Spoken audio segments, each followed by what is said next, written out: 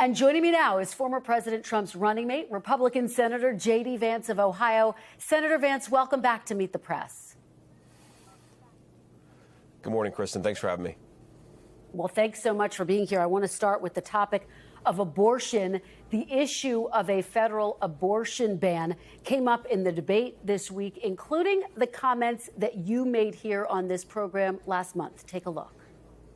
If such a piece of legislation landed on Donald Trump's desk, would he veto it? Well, I think it'd be very clear he would not support it. I mean, he said that explicitly. It? Yeah, I mean, if you're not supporting it as the President of the United States, you fundamentally have to veto it. So he would veto a federal abortion ban? I think he would. He said that explicitly, that he would.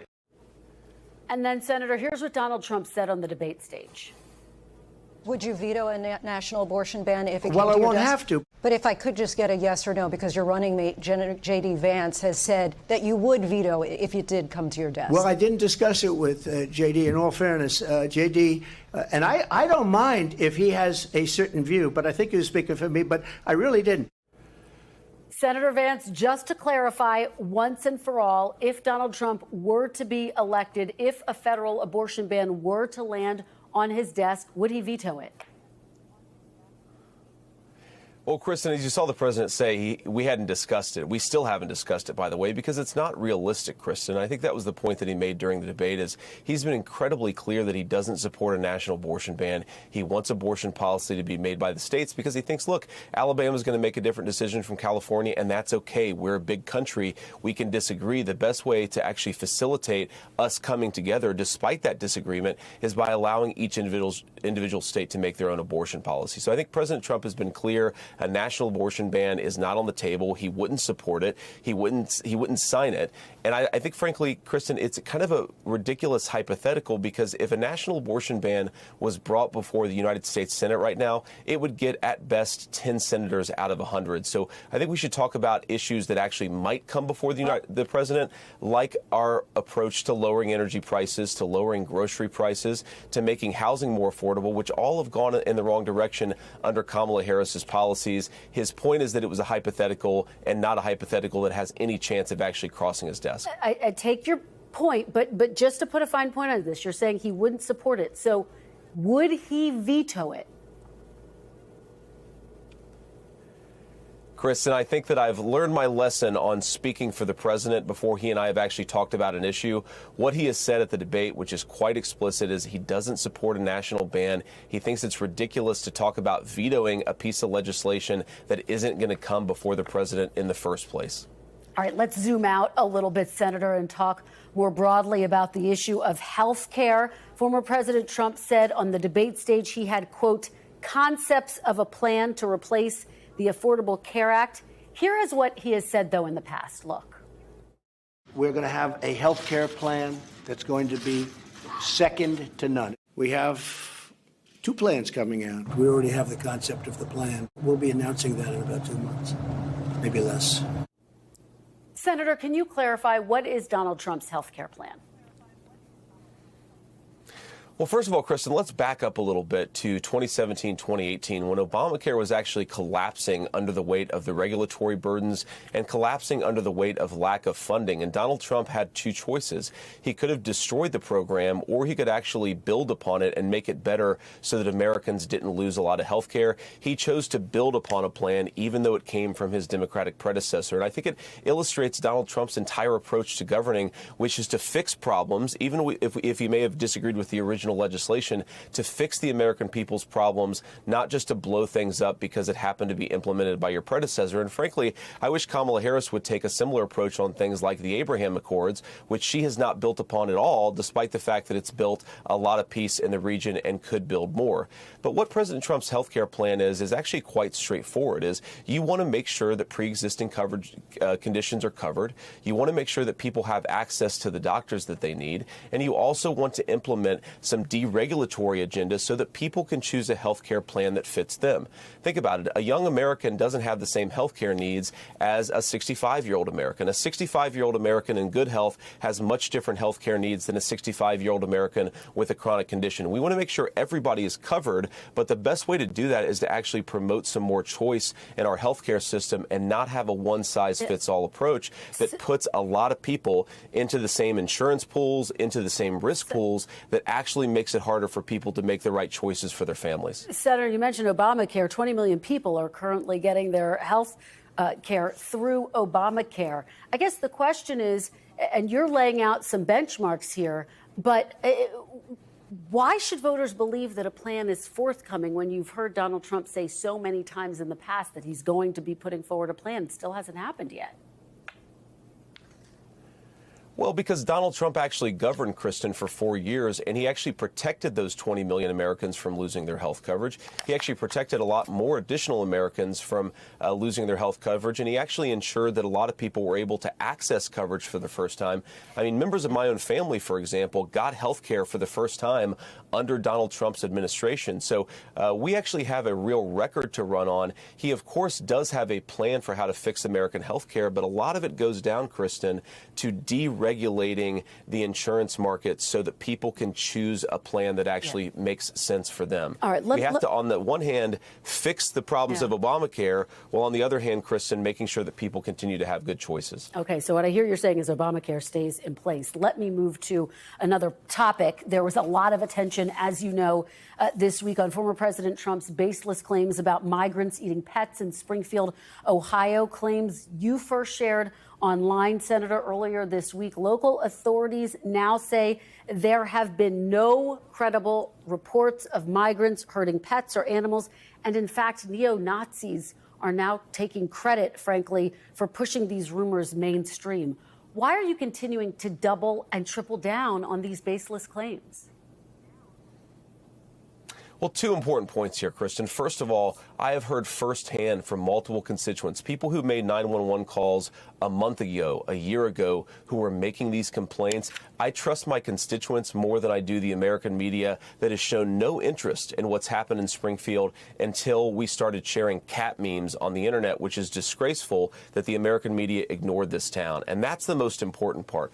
Kamala Harris's open border, Kristen, has led to skyrocketing housing costs in Springfield, rising rates of crime, rising rates of communicable diseases. They have dropped 20,000 immigrants into a town of 40,000, and it's caused a host of social problems. And we should be talking about why Kamala Harris has done this to this small town, and the media and the Democrats ignored it for an entire year. Kristen, I was talking about this on the Senate Banking Committee months ago. Nobody would pay attention to it until we started sharing the 911 calls of people in Springfield saying the migrants are eating the geese. And yet, I think that's really, really shameful that no one cared about it or paid attention to it. And yet, Senator, officials, the mayor, other local officials have said there's just no evidence of what you're saying, that it's baseless, those claims. Can't you just make your argument about immigration without making those claims, Senator? Why not just make an argument about immigration? Why do you have to delve into repeating these baseless claims that, again, Senator, have been repeated by neo-Nazis?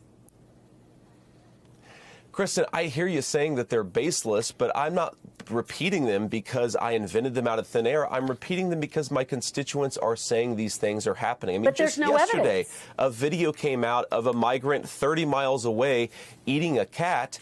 Clearly, these rumors are out there because constituents are seeing it with their own eyes, and some of them are talking about it. Now, look, we also have to talk about and should primarily talk about the effects that this has had on car insurance rates, on disease rates. Those are the things that I'm spending 95% of my time talking about, Kristen. But again, the media didn't care about this story until we started sharing the 911 call about the geese. That is an indictment of the American media. But the real problem here, Kristen, let me just finish this point, is Kamala Harris opened the border with no plan for how to assimilate 20,000 people. It's made the community worse off. That's what we should be focused on. Senator, I have to say, though, that the mayor from Dayton in that video that you're talking about and police chief responded forcefully to that new video you just referenced. They say there's absolutely no evidence to even remotely suggest that immigrants are eating pets. Let me just ask you, though, in October of 2016, you said this, quote, Trump makes people I care about afraid,